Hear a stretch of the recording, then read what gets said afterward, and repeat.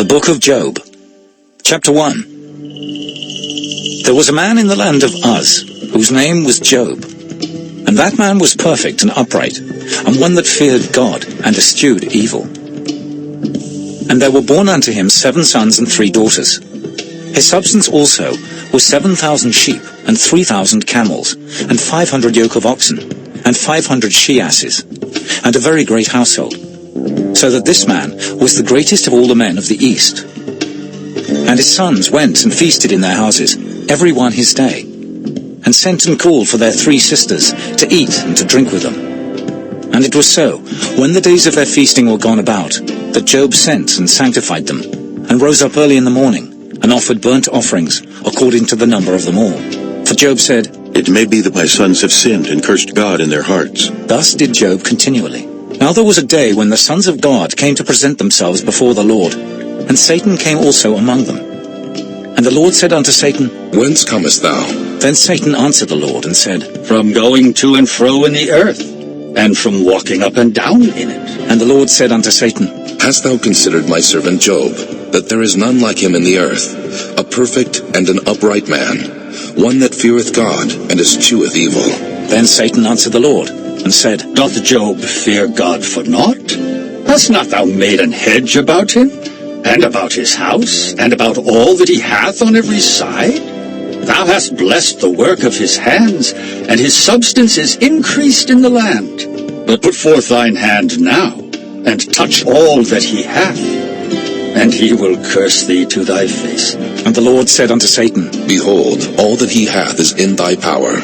Only upon himself put not forth thine hand. So Satan went forth from the presence of the Lord. And there was a day when his sons and his daughters were eating and drinking wine in their eldest brother's house. And there came a messenger unto Job, and said, The oxen were plowing, and the asses feeding beside them, and the Sabaeans fell upon them, and took them away.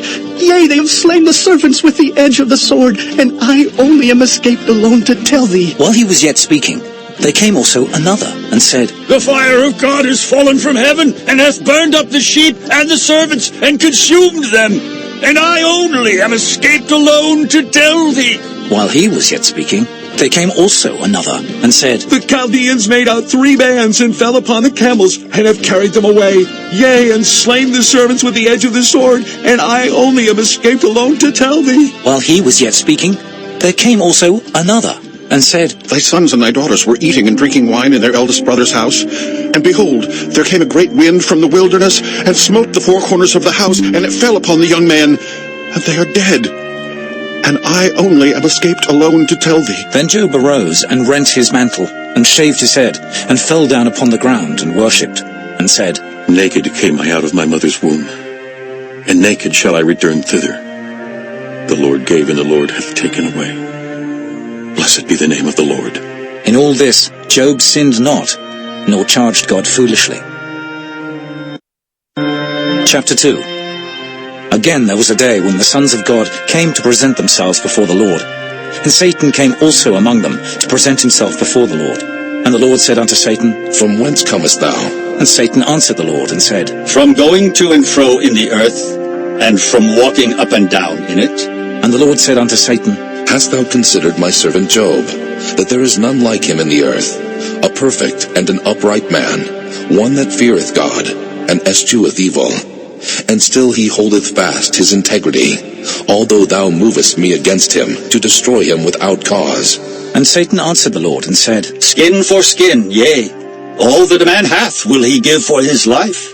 But put forth thine hand now, and touch his bone and his flesh, and he will curse thee to thy face. And the Lord said unto Satan, Behold, he is in thine hand, but save his life. So went Satan forth from the presence of the Lord, and smote Job with sore boils from the sole of his foot unto his crown. And he took him a potsherd to scrape himself withal. And he sat down among the ashes. Then said his wife unto him, Dost thou still retain thine integrity? Curse God, and die.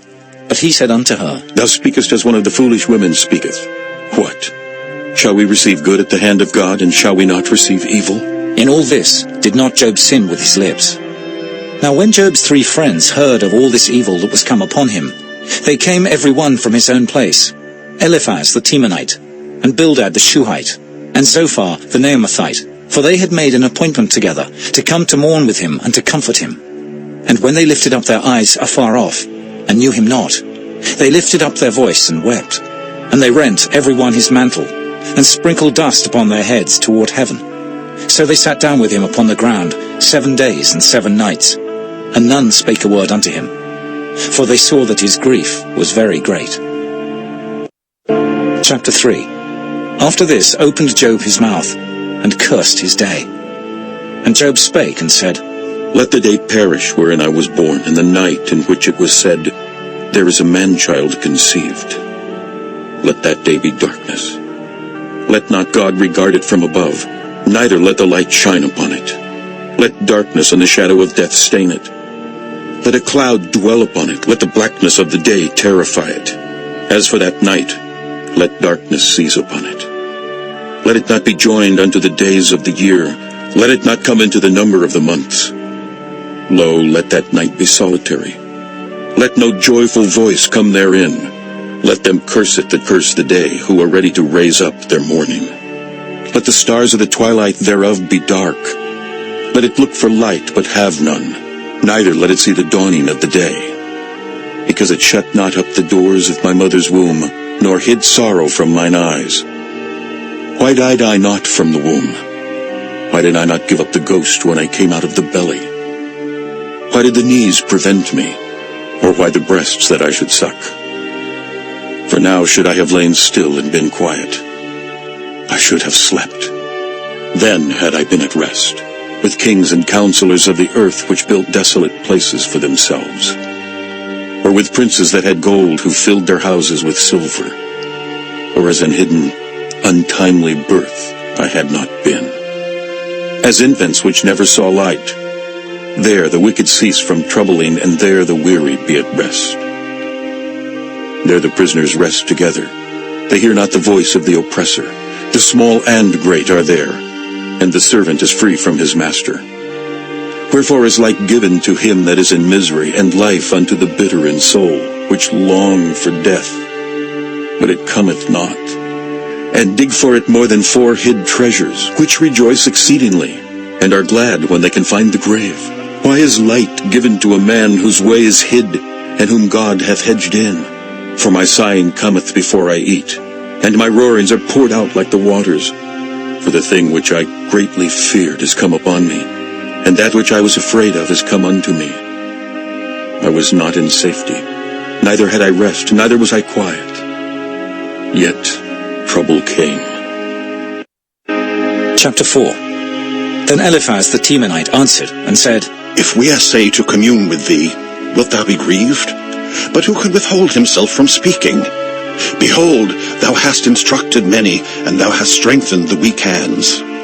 Thy words have upholden him that was falling, and thou hast strengthened the feeble knees. But now it is come upon thee, and thou faintest. It toucheth thee, and thou art troubled.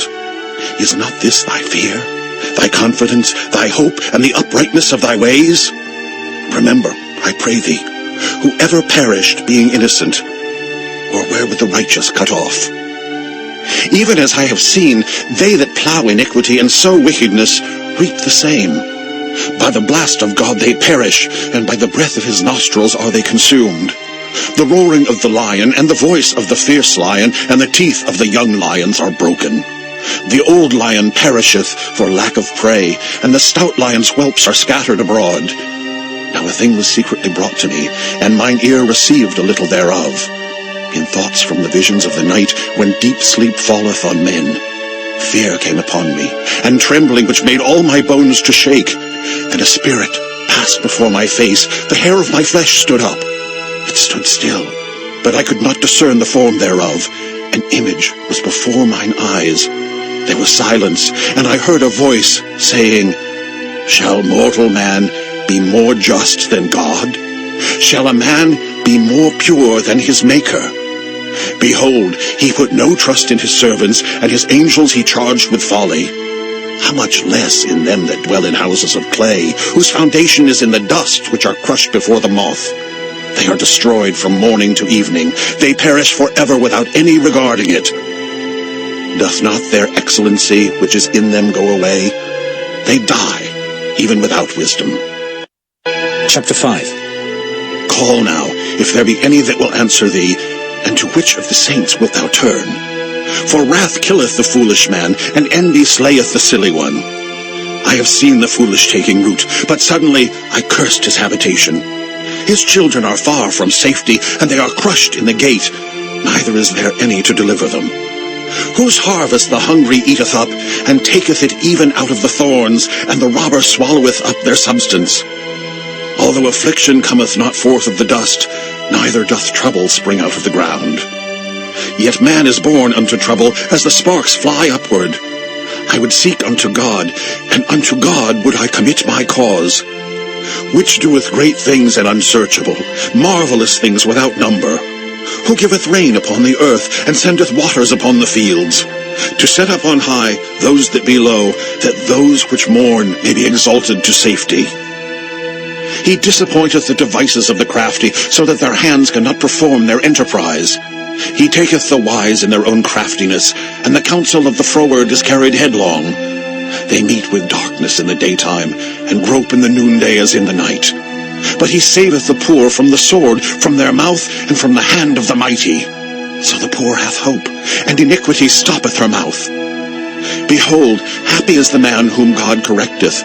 Therefore despise not thou the chastening of the Almighty. For he maketh sore and bindeth up. He woundeth, and his hands make whole. He shall deliver thee in 6 troubles. Yea, in 7 there shall no evil touch thee.